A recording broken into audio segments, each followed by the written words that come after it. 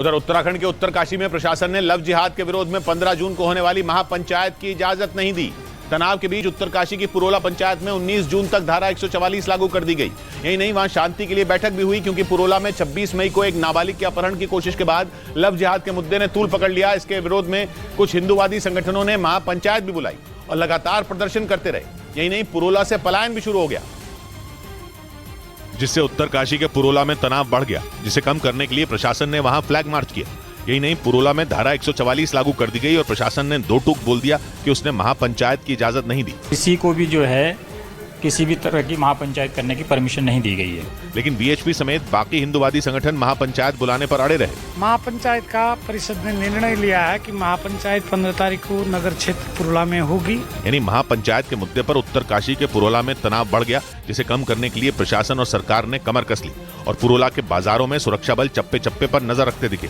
इस बीच पुरोला में महापंचायत के मुद्दे पर सुप्रीम कोर्ट ने हस्तक्षेप से इनकार कर दिया और याचिकाकर्ता से दो टूक बोल दिया कि इस तरह के मामलों के लिए हाई कोर्ट जाना चाहिए। अब सुबह इस मामले पर हाई कोर्ट में सुनवाई होगी। इससे पहले पुरोला पंचायत पर रोक लगाने के लिए सुप्रीम कोर्ट में याचिका दाखिल की गई, जिसमें याचिकाकर्ता ने सुप्रीम कोर्ट से मांग की कि वो इस मामले में सुनवाई करे और पुरोला में एक खास समुदाय की सुरक्षा सुनिश्चित करे। लेकिन सुप्रीम कोर्ट ने यह याचिका खारिज करते हुए पुरोला महापंचायत के मुद्दे पर हस्तक्षेप से इनकार कर दिया और अब इस मामले पर हाईकोर्ट में सुनवाई होगी, क्योंकि पुरोला महापंचायत के ऐलान के बाद से एक समुदाय के लोग पलायन करने लगे और बाजार में उनकी दुकानों पर ताला लग गया। वो आप देखिए, यहाँ पर कई दुकानें ऐसी हैं जो बंद हैं, कई लोग यहाँ से छोड़कर चले गए हैं।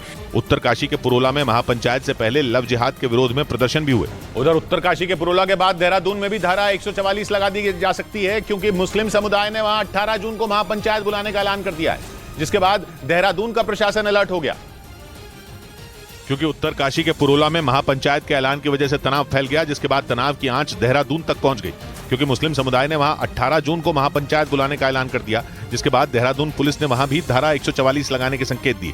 शांति व्यवस्था भंग हो तो उसको हम करने की अनुमति किसी को नहीं दी जाएगी। खत्म बात सर। 144 की धारा लगाने सब लगेगा जो भी है। देहरादून में मुस्लिम समुदाय की महापंचायत के ऐलान को पुरोला महापंचायत का जवाब माना जा रहा है, जिसके बाद देहरादून में सुरक्षा बढ़ा दी गई।